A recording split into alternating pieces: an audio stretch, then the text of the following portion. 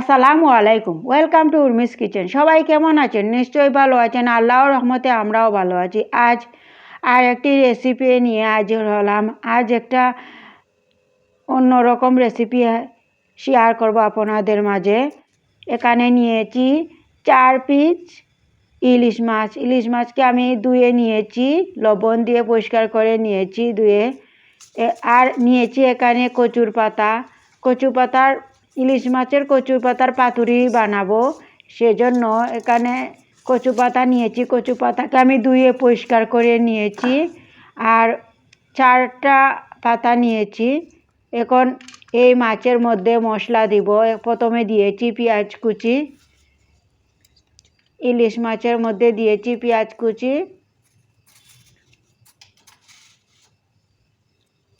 আর দিচ্ছি লবণ স্বাদ মতো।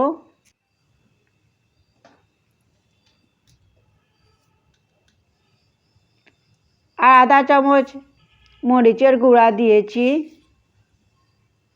আধা চামচ হলুদের গুঁড়া, আধা চামচ ধনিয়ার গুঁড়া দিয়েছি।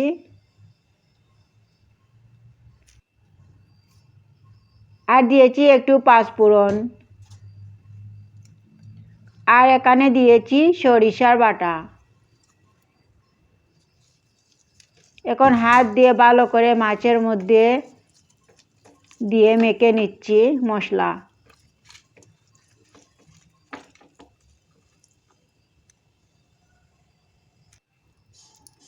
মেখে নেওয়া হয়ে গিয়েছে মশলা। আর এখন দিয়ে দিচ্ছি সরিষার তেল উপর থেকে মাছের মধ্যে দিয়ে হাত দিয়ে আবার মেখে নিচ্ছি। এখন এভাবে কচু পাতার মধ্যে দিয়ে দিব। উপর থেকে মাছের মধ্যে মশলা দিয়ে দিচ্ছি। আর একটা করে কাঁচামরিচ দিয়েছি। কাঁচামরিচকে 2 ফালি করে কেটে নিয়েছি, দিয়ে এভাবে মুড়ে নিচ্ছি কচুর পাতাকে।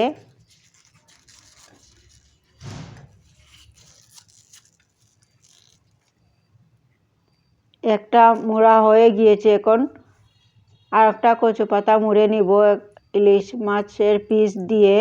আর কচু পাতা এই শক্ত ডেটা আমি কেটে ফেলে দিয়েছি। দেখুন এভাবে মুড়ে নিয়েছি।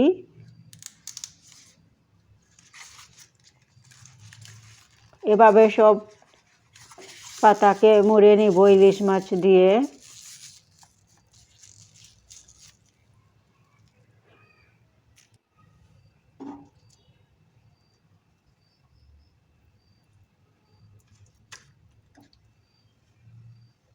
আর এই রেসিপিটা এত মজা হয়েছিল, অন্যরকম স্বাদ হয়েছিল।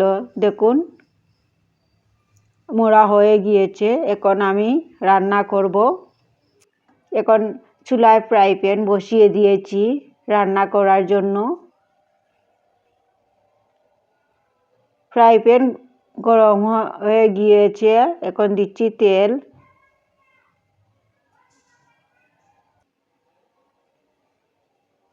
আর অল্প তেল দিয়েছি, বেশি তেল দেইনি। এখন কচুর পাতার মুড়ানো ইলিশ মাছ দিয়ে দিচ্ছি ফ্রাই প্যানের মধ্যে।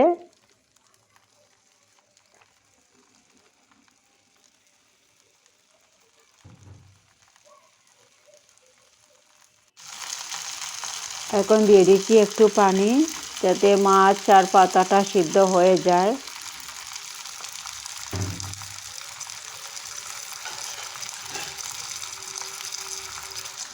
এখন ঢাকনা লাগিয়ে রান্না করব।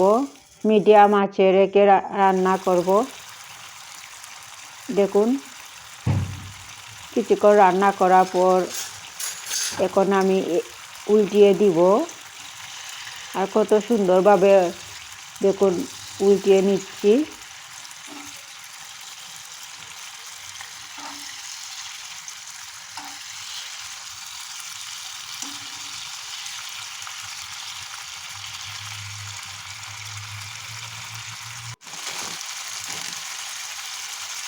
কিছুক্ষণ পর পর উল্টিয়ে দিব আর এই পানি শুকিয়ে নিব রান্না করে।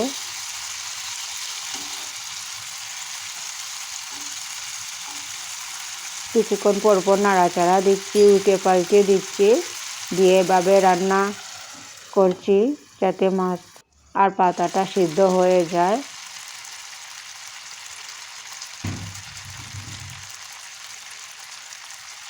এখন আবার উল্টিয়ে দিব।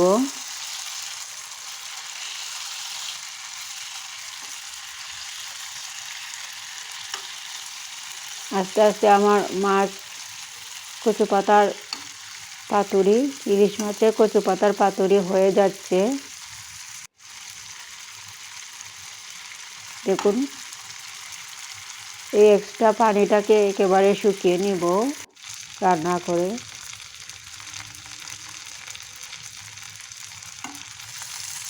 এখন আবার কিছুক্ষণ রান্না করে আবার উল্টে পাল্টে দিচ্ছি।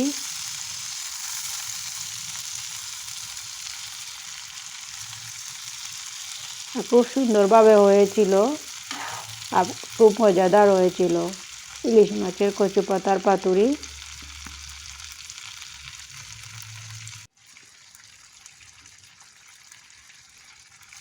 দেখুন, পানিটা একেবারে শুকিয়ে নিয়েছি।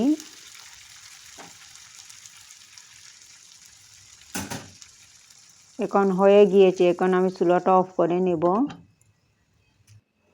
দেখুন কত সুন্দর হয়েছে কচু পাতার দিয়ে ইলিশ মাছের পাতুরি, খেতেও খুব মজাদার হয়েছিল। এখন আমি ভেঙে দেখাচ্ছি। দেখুন, আস্ত মাছ রয়েছে আর কাঁচামরিচটাও আস্ত রয়েছে। খেতেও মাশাআল্লাহ খুব মজা হয়েছিল। কচুর পাতাটাও খেতে খুব ভালো লেগেছে। আর মাছটাও দেখুন কত সুন্দরভাবে হয়েছে, খুব মজা হয়েছিল। আর এখানে দেখুন মাছটা হয়েছে কত সুন্দরভাবে, আর কচুর পাতাটা কত সুন্দর হয়েছে। আর এখানে লাউয়ের বিচি রান্না করেছিলাম, আপনাদের সাথে শেয়ার করেছিলাম। সবাই ভালো থাকবেন, আল্লাহ হাফিজ।